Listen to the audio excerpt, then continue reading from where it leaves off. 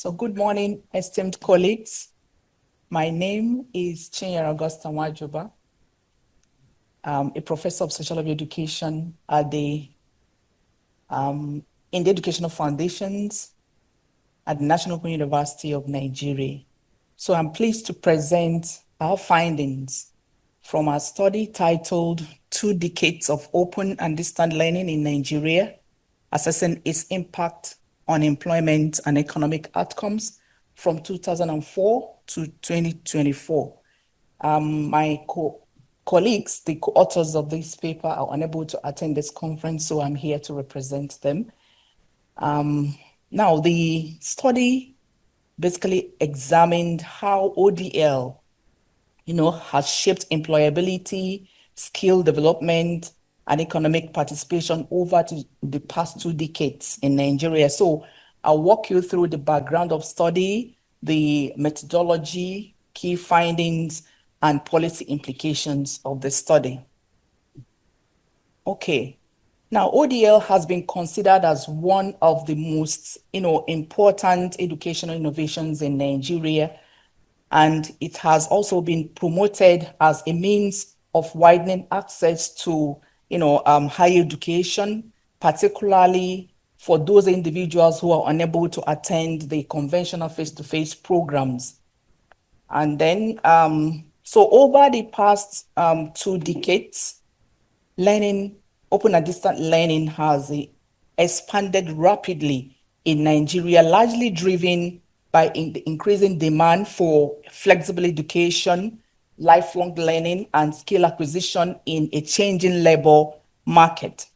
However, despite its growth, there has been limited empirical evidence, accessing how ODL has improved economic outcomes and skill development in Nigeria. So this is an evidence, a gap in evidence, and this motivated the present study.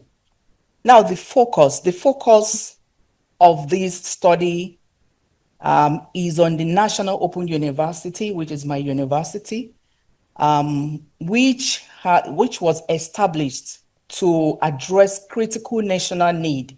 And this critical national need is to democratize access to quality higher education, remove barriers of distance and circumstances, and position lifelong learning as a pursuit, as a lifelong pursuit for all Nigerians. Now, National Open University of Nigeria, can we have the slides, please? That should be slide 3. Okay, great.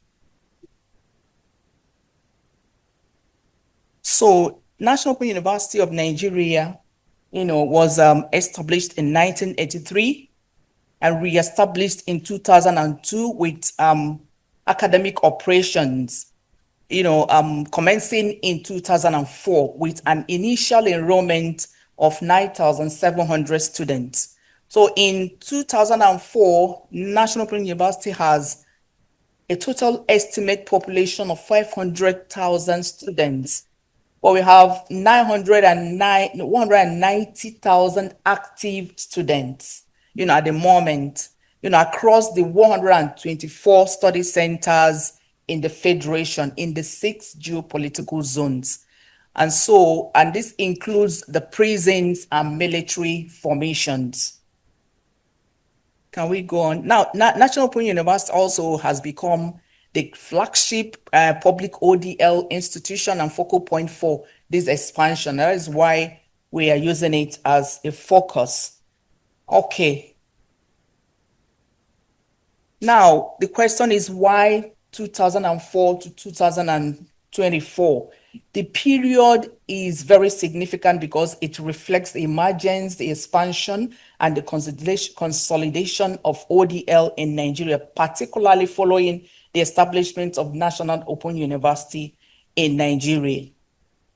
Now, as a way to introduce the problem, although enrollment in ODL has grown significantly, there remains a lack of outcome-based evaluation of its impact. Now, Nigeria continued to grapple with persistent unemployment and underemployment and skills mismatches, compounded, by employer skepticism regarding the credibility and labor market value of ODL qualifications. Consequently, there is a pressing need for empirical evidence on how participation in ODL influence employability and economic outcomes. The aim of the study. The overall aim of this study was to assess the impact of ODL on employment and economic outcomes in Nigeria. And National Open University is the focus, and the period is 2004 to 2024. Specifically, the study examined the influence of ODL on employability, skill development, economic participation. It also evaluated accessibility for marginalized groups, identify key challenges, and then propose strategies for improving ODL effectiveness in driving economic transformation. Research questions, yeah. Research questions, the next one. Okay, great, thank you. Now, to achieve these objectives, the study was guided by key research questions focusing on the relationship between ODL participation and employability, skill development, age differences in outcomes, and employment implementation strategies. Now, the study is anchored on three complementary perspectives. The human capital theory, the next slide, please. The human capital theory, which frames education as an investment that enhances productivity and earnings. And then we also have the social inclusion theory, which highlights how ODL broadens access for marginalized populations. And then the labor market signaling theory, which explains employer perceptions of ODL qualifications. Conceptually, the study assumes that participation in ODL fosters skill acquisition, which in turn influences employability and economic outcomes. Now, in this study, participation in ODL represents enrollment and completion of accredited programs between 2004 and 2024. This is characterized by flexible learning structures, digital learning platforms, and curriculum delivery through technology-enabled systems. Then economic outcome is operationalized as the extent to which participation is open and distant learning enhances graduates' employment acquisition, labor market competitiveness, entrepreneurial capacity, and perceived economic empowerment. Now, employment outcome refers to the state of engagement in paid work, including self-employment, and encompasses labor market entry, job relevance, and career stability.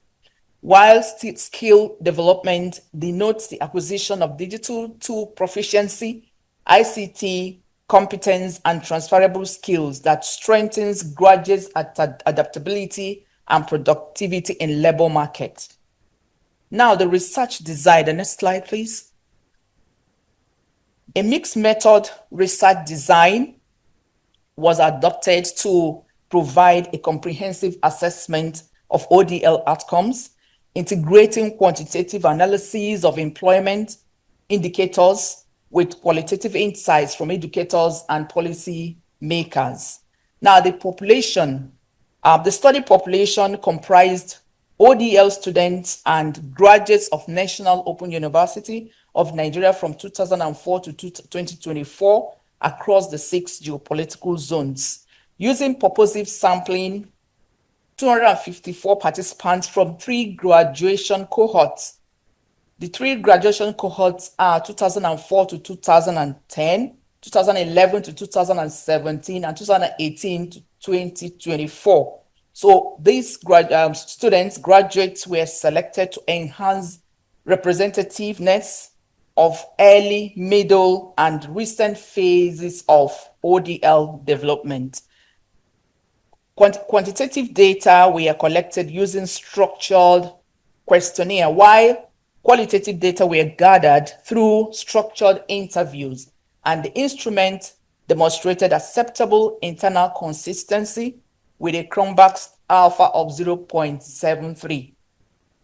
Data were analyzed using descriptive statistics, regression, and ANOVA at 0.5 level of significance with SPSS, while qualitative data were thematically examined to triangulate and enrich in the interpretation of the quantitative results. Now, looking at the demographic variables or profile of respondents, the age distribution indicates that respondents aged 26 to 35 years and 36 to 45 years constitute the largest proportion of ODL participants, with these working age adults accounting for over 57% of the sample, thereby confirming that ODL predominantly serves economically active and career-driven individuals seeking upskilling and career advancement or development. Furthermore, employment data revealed that 46.1% of respondents are employed and 15.7% are self-employed, meaning that over 61% are economically active. The dominance of employed and self-employed participants reinforces the argument that ODL contributes meaningfully to labor market participation and income generation. Now, key findings on the impact of ODL on employability and skill development. The next slide, please. Thank you. Now, these findings indicate that ODL has a statistical significant positive effect on employability, with participants reporting improvements in digital literacy, communication, problem solving, and entrepreneurial skills. Now, given the growing demands of a technology-driven and competitive labor market, these outcomes, just suggest that ODL contributes meaningfully to workforce readiness. On the next one, please. On the impact on accessibility and inclusion, open and distance learning significantly expanded access to higher education for working adults, women, and learners in rural or underserved communities by providing flexible structures that accommodate employment and family responsibilities. Moreover, the absence of significant age-based differences in perceived economic outcomes underscores ODL's contribution to inclusive access and the promotion of lifelong learning. Now, the impact of ODL on economic participation, bringing the themes together, the interviews reveal a nuanced picture, and that is what you see there. The thematic analysis indicates that open and distant learning has significantly enhanced employability and economic participation through skill acquisition and flexible learning pathways, with broadly inclusive benefits across age groups that reinforce its democratizing potential. Now, informants noted that ODL attracts young graduates, mid-careers, professionals, and older adults seeking reskilling. The qualitative evidence aligns with the ANOVA findings, which reveal no significant difference in perceived outcomes across age groups. Again, participants emphasized that ODL supports continuous workforce participation rather than interrupting economic activity. This reinforces the regression finding, showing that ODL significantly predicts graduate employability, explaining 29.4% of its variance. However, structural barriers, particularly employer perception, infrastructural deficits, and weak policy enforcement constrain its full economic returns. Despite these positive outcomes, findings revealed several structural and systemic challenges that reflect regulatory, structural, technological, and perception-based barriers affecting the effectiveness of open and distant learning in Nigeria from 2004 to 2024. Now, to strengthen the effectiveness of open and distant learning between this period, 6 strategic reforms were identified. And these identified or emphasized infrastructural reform to improve access and delivery, alongside policy reforms to improve or enhance regulation and quality assurance. In addition, pedagogical reform is necessary to improve instructional effectiveness, while labor market integration is critical for strengthening graduate employability and institutional credibility. Now, these findings affirm the assumption of the human capital theory, demonstrating that ODL enhances skill acquisition, employability, and social inclusion. However, its full transformative capacity remains contingent, upon systemic improvement. Now, what are the policy recommendations? To strengthen the impact of open and distant learning in Nigeria, Nigeria must invest in robust digital infrastructure, establishing a harmonized national ODL policy framework, and institutionalize continuous facilitator training to enhance quality, standardization, and learner engagement. Additionally, aligning curricula with labor market demands while expanding employer partnerships and structured internships will improve graduate employability, credibility of ODL qualifications, and a smoother transition into the workforce. The next, I'm ready. Okay, the next one. So contributions and implications. The study provides an empirical evidence spanning 2 decades of, the next one, spanning 2 decades of open and distant learning practice in Nigeria, thereby enriching the scholarship on alternative higher education delivery systems.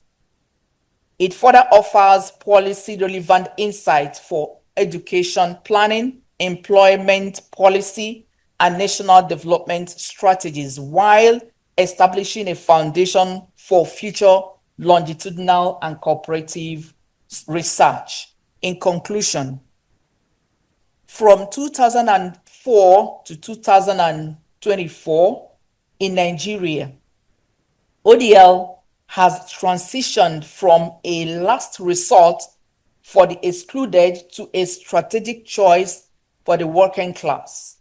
However, the qualitative data warns that the next decade must focus on quality assurance and industry partnership. And so the future of ODL depends less on enrollment numbers and more on regulatory standardization and employer buy-in. Thank you for listening.